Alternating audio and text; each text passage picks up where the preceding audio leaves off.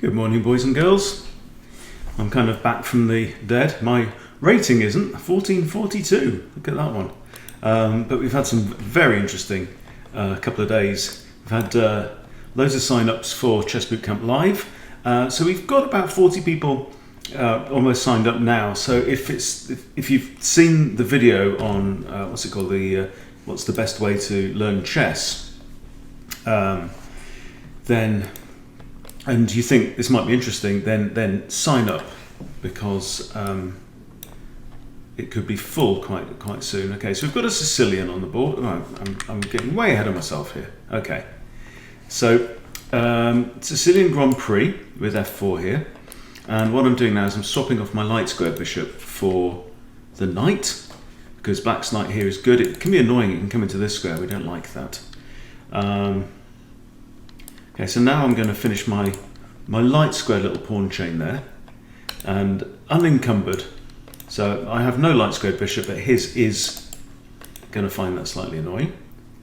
And I don't know, still waiting to see what he's going to do with his bishop. So I'm just going to put mine here, because if he's thinking of fianchettoing and going like Sicilian dragon style, I'm going to castle this way. Okay, he hasn't done that. So I'm going to castle, I might even castle long anyway, just throw the kitchen sink at him. Yes, so it's been really interesting. I've had some really lovely messages as well from people about the Chess Bootcamp Live. So if you're not familiar with it, the idea is that we're going to do something that's kind of new, that it's unlike the traditional ways of studying chess. So you either do it on your own, using videos, books, all that kind of stuff, or you have lessons one-to-one. Okay, now, lessons can be a little bit kind of pressured, and it's potentially the very best way to learn if you want to get really good. And we all give lessons ourselves, and they can be very valuable. But you see, last May, what we did was we did this group session where we took on a bot together, and you got to see the insights between the differences between how a 700 and a 900 and a 1200 and a 1400, how they read the board. And what's really fascinating about that is that it shows you, if you're a 1200 and you're getting to see the input from a 1400 and then somebody high rated and then somebody high rated. It shows you what's next in front of you on your path of growth. Okay, so the idea with Chess Bootcamp Live is simply that we're going to do communal kind of group social sessions, and use models like that. So we're going to spend basically the whole of February just playing with different ideas. Okay, I'm just playing by instinct here. I'm not even commenting on the game. I do apologise. Yeah, but I kind of know what I'm doing. This bishop's bad, you see, because it's looking at the wall. So it's stuck behind the wall.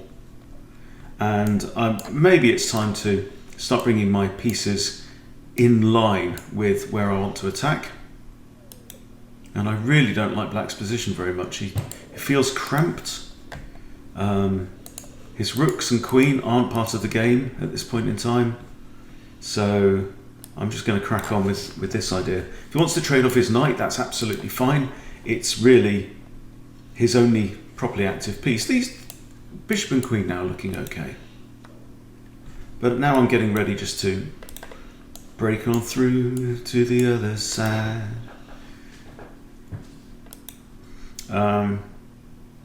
Yeah. So for some reason I absolutely tanked, but I've just done this 3-day fast, you see. So, I was doing all right, and then this morning I've had a massive breakfast that I absolutely loved. So it's weird. I was starting off. Now, if I do this, he can block. And does that bother us? If I do this, and he does this, then I have that. You see, very tricky sometimes, these pawn sequences. Knowing which ones to attack with. So what I've done now is I've blocked off the G pawn. See, if I'd gone this one first, then he gets to block off, and then yeah, I've got nothing else. I'm going to go forward. In fact, forward it isn't necessarily a bad thing. Check. King can't take, would have to go. But this is okay. So now I can absolutely guarantee that if I want to, I can take out Gary. Yeah, so we've been noticing that, I've been noticing that I tend to do better sometimes in the mornings in my chess. Okay, you're attacking my queen. I think that's okay. I can't take with the queen, but I can take with the pawn, or I could also take with the knight. But then that pins the knight. So I'm going to take the pawn, and I want to take out this pawn. If king takes, I've got rook, it comes in. Yeah, pawn has to go. King can't go there or there, or there. So, or in fact, the king can't move. The king can't move other than to take that pawn. So then the question is, what is the finish? If he takes that pawn, in fact, I've got a bishop that can come in. Takes one, I've got this. No, no, no, no, no. So from here, ooh, what's that? That's checkmate, that's what that is. No, you can get the pawn. But then this. Then he gets the rook. Okay, come on, slow down, Hunty. This is what I've been doing this morning. Oh no, he can't take the pawn. And in fact, if he takes the rook, I have mate. He has to take the rook. There we go. Yes, I've been rushing.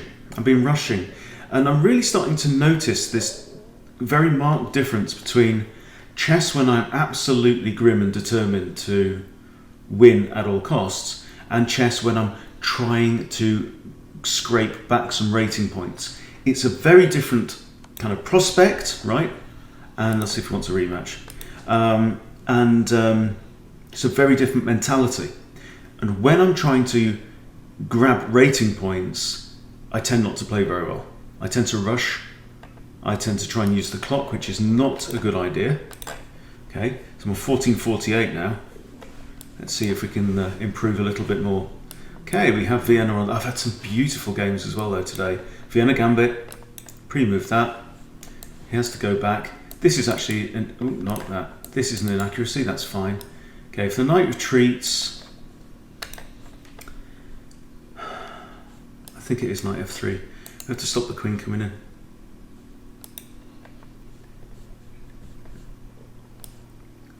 And then we, hang on, is it this and then this? No, queen there first maybe. So I just love, I love having this development lead.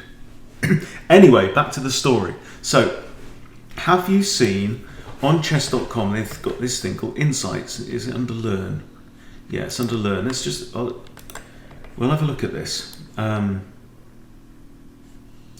or queen?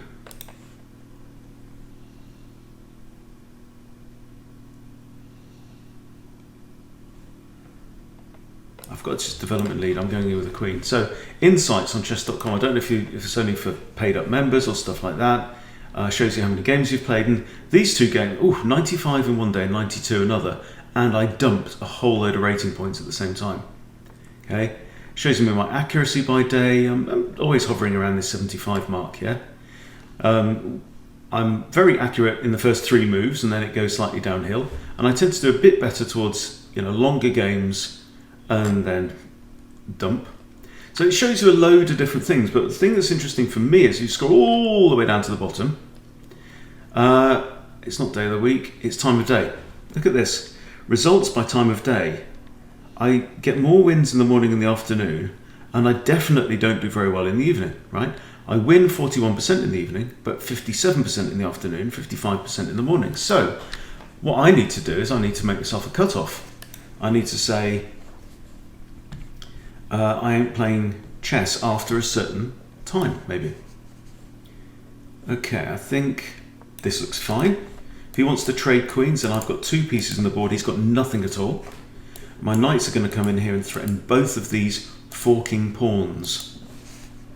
Yeah. We like to attack those forking pawns. not king prawns. 2 forking pawns, not 4 king prawns. 4 candles.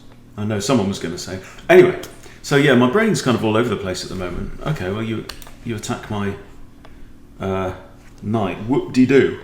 Alrighty. So, thoughts. Grab this. Yeah, he owes me a pawn anyway. That also enables me to castle, right? So that's good. So counting up what are the positives of this, right? Then I can castle. Positives of this. Not a fat lot, right? I'm going for this move. It also means I can take this pawn because it's only defended once, attacked twice, which is a thought. Okay, now if he wants to take this, yes, I get isolated pawns, but again, my development lead is huge. I can't take that because my queen is actually pinned. So I need to retreat. I think I'll retreat to here. It's defended by the bishop, that's a plus, right? Knight's defending that. If he wants to take this, I'll still take with the pawn. But now I can have ideas of castling. Maybe ideas of bring this out and pin the knight. Okay, take with the pawn. And still, my development lead has eroded slightly. Also, can't the bishop just take that? Because its only defender is actually pinned herself. Now he wants to do this and capture there. So what I think I can do now is castle out of trouble because the bishop's defending the queen. You remember, we put the queen on a square where it's defended by another piece called coordination. Okay, and now we've got the queen face off. I'm also attacking his knight. Okay, he might take this pawn, but now I'm hitting the knight. And look at the scope and the control. I'm down 2 pawns at this point, but Laughing Boy here hasn't castled his king, right? That knight moves, I get to take that out. And when's he going to castle? You know? Development, development, development, and that's what I love about gambits. I love a good gambit, me. So now he's attacking my bishop, so I'm going to take out the pawn. There is a massive qualitative difference between 1400s and 1500s. When you're playing all right, it was really weird because I was tanked so many games recently. Now if his king goes here or here, I think I win the knight, do I not? When you're playing well, you can make somebody who's 50 points lower rated look bad, yeah? When you're playing badly, you can make them look really good. Let's see if he wants a rematch. No, he doesn't. Right, let's go for one more. We'll just carry on chatting. Okay, now we've got a Scandi. So yeah, evening time is when I tend to chase losses. Evening time is when I think, so quite often what I'll do is, like in the morning, I'll play a few games with a high degree of focus, okay? And then, you know, I might gain some points. I might be up 20 points on the day, right? And then I catch myself going, do you know what? I'm good at this chess lark. I can do this now, you know? I know what I'm doing now. And that is the killer. That is what you have to watch out for. You know? As soon as you think that you've cracked it and you stop trying, I don't like that.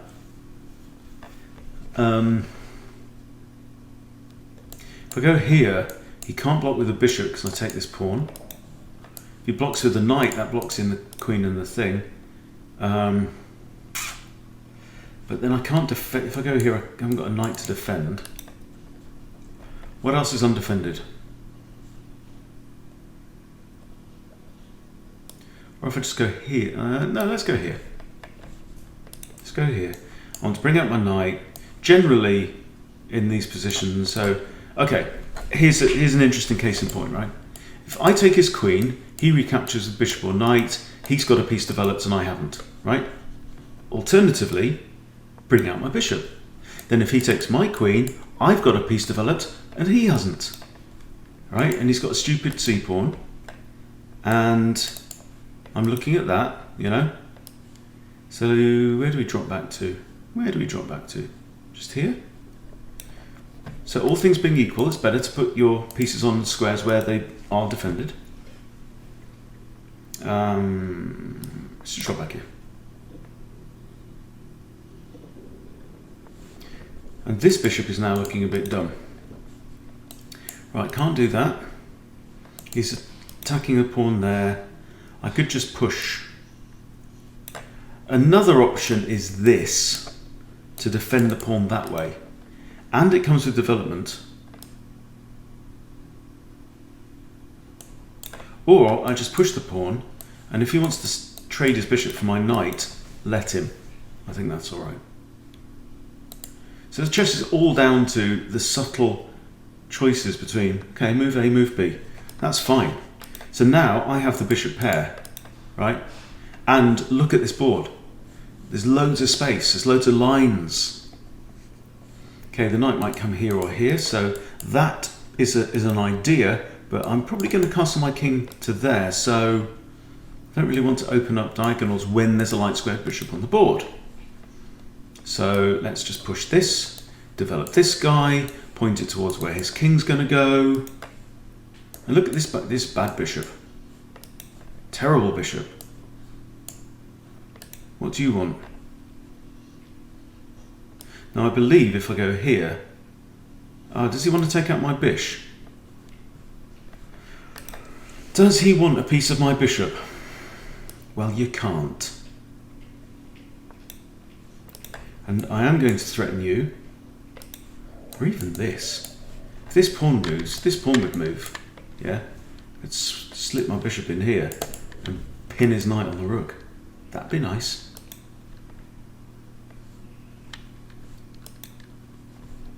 He's got some control over the centre, but then so do I.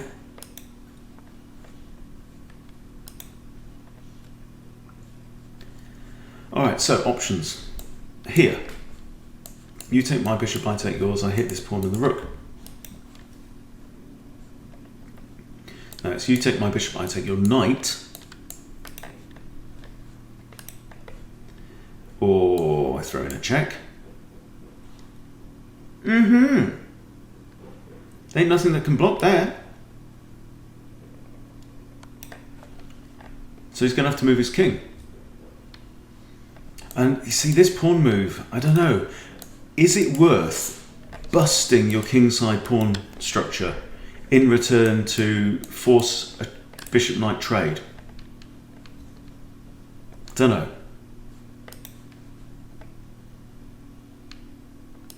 Right, I'm going to have to drop back there, I think.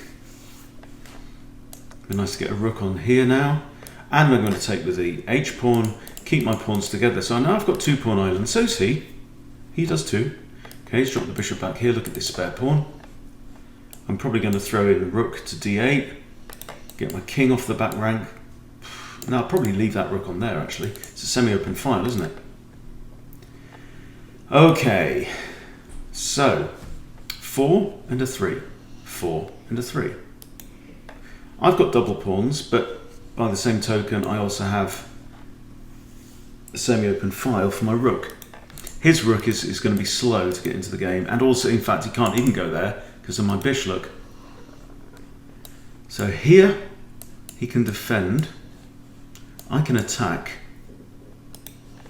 I think this has to be played. That's one rook sitting there doing bugger all. So that rook needs to do something. And now bishop here. Annoy this rook, centralise my piece. Now I'm annoying all the rooks.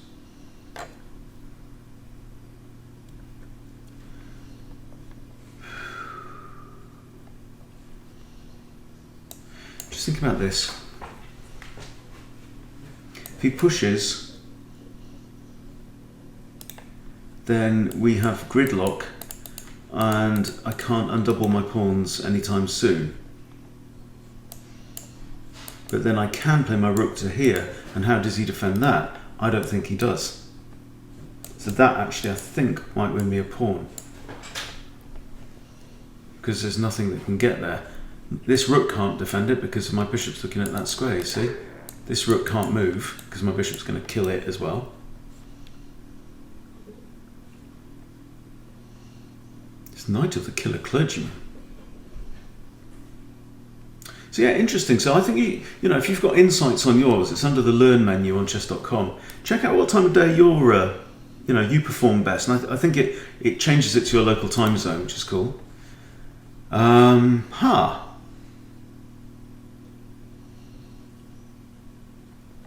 So is there any point coming here? Not an all. Well, hits. Bishop can't recapture. That's the thought. But then he's got this. So there's a case to say about that even. But then he can quite easily dislodge that rook. Right, he's got 7 minutes too.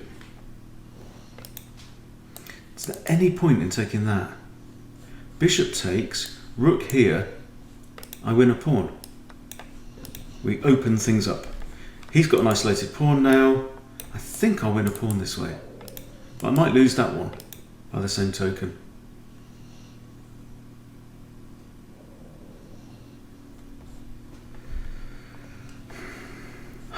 Okay. So he's decided not to move. But now what he has done is he's pinned his own bishop, right? Well, I pinned it, but he's left it pinned.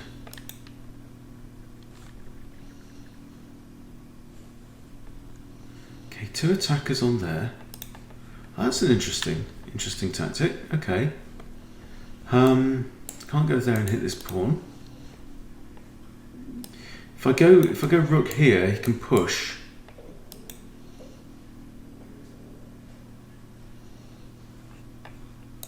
Or if I take that out, I improve his pawns. So, think again. E5. Why didn't I think of that? It's defended by a bishop. It's still attacked twice, to be fair.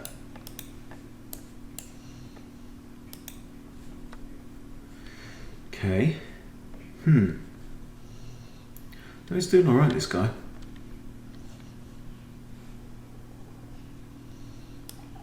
Rook on the open file. So he's up a pawn, and I've got these 2 nasty pawns there. I've got this, but I'm not really going to trade a rook for a bishop and a pawn. I don't think so. So he's actually got a 5 and a 1. I've got 3 and 1.5. So he's got the upper hand, and he's up on time because I'm talking to you.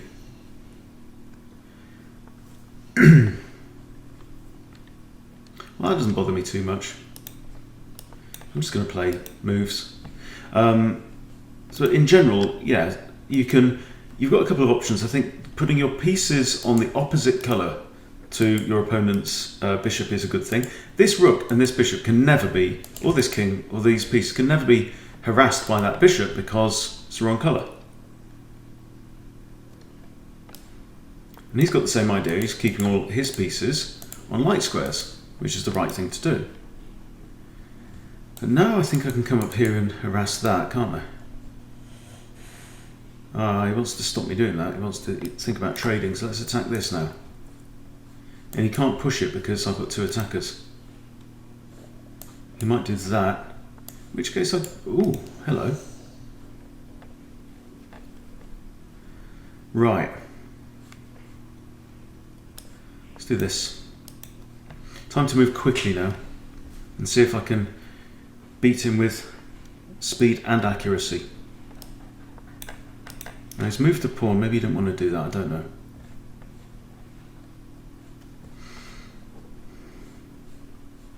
Could put my rook there.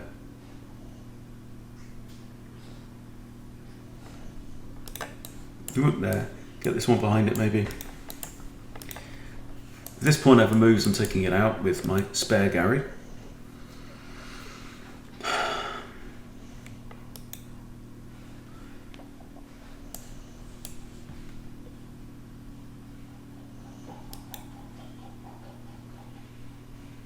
He's moved quite quick as well. So yeah, let me know, what time of day do you work best at your chess? And it's the time of day when you focus the best, really.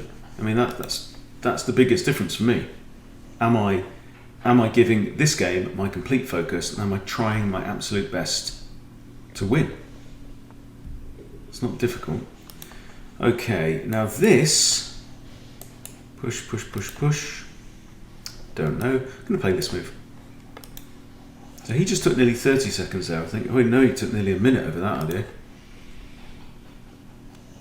So it's 3 pawns on 3 pawns. I'm not going to waste too much time trying to calculate it. I'm going to drop this rook back. Okay. You've got ideas of trading rooks, have you? Okay, I'm going to say no.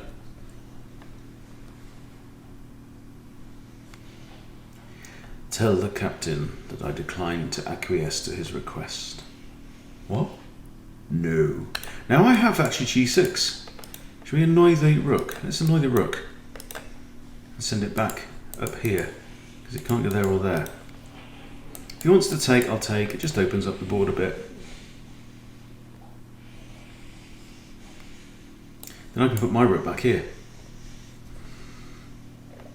And now it's 3 minutes 50 against 3:17.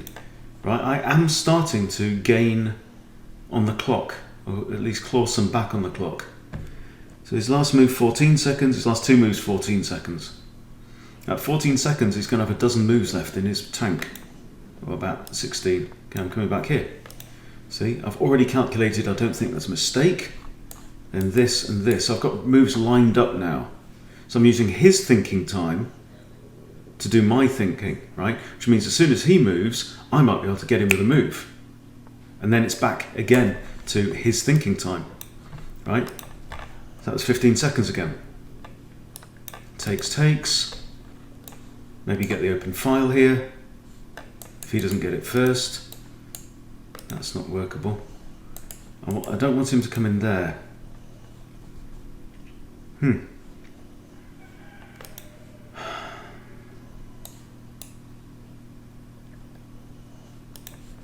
How do I stop him? If he comes here, how do I stop him going in there? Oh, whoa, what? I'm coming there. I want to attack this pawn. I still have ideas of the check, but I think I should probably play a5 first to stop the rook blocking, yeah? So now he's got to do something about this pawn. It's like drop a rook back or move the king across, and I'm simply going to play a5. And now he's on 2.5 minutes, and I'm on 3:03. Suddenly, I'm half a minute ahead on the clock.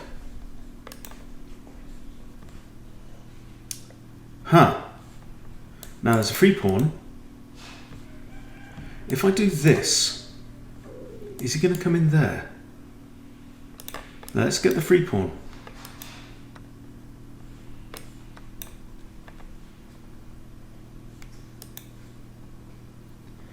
Take it on. King can't go there. His king might go here, but if he does, I'm coming there. Can't protect that pawn.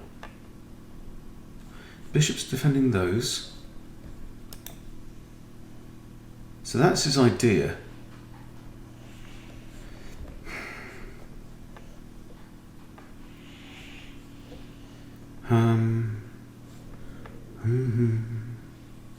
Right, can I get 2 attackers on that? That's the only thing he's got on the dark square. How does my bishop attack it and my rook? Not easily is the answer. Okay, I'm just going to make a move. But you see now, his king has to get off of the A file. And as long as I might put my bishop there. He's got 2 minutes.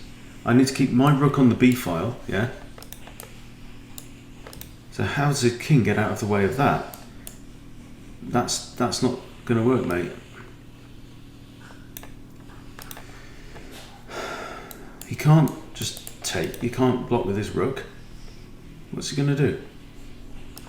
Just going to keep doing this. Might even do this.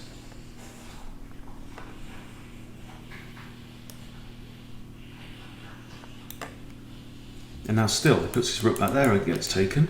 His king cannot move onto the B file. He certainly can't go there because I'm attacking it another time. And I may even have ideas of this. Boom! See, his only dark squared pawn.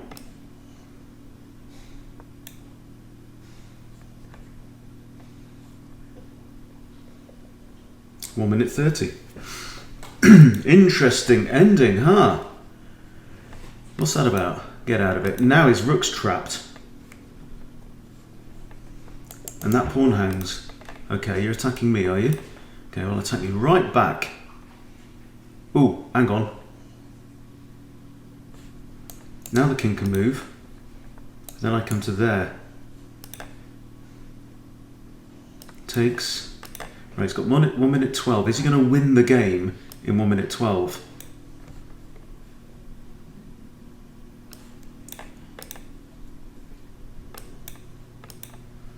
And he can't touch these, you see.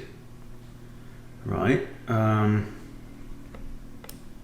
now I do this, and I've got 2 attackers on the pawn, and that's still defended. 57, 56. Okay. I'm going to take the king, so I want to keep defending this pawn. We said we were going to take out that pawn, didn't we?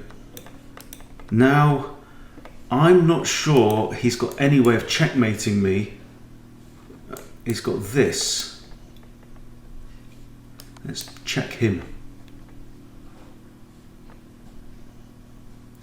Okay, now I can just run away, I think. The pawn's a goner, yeah?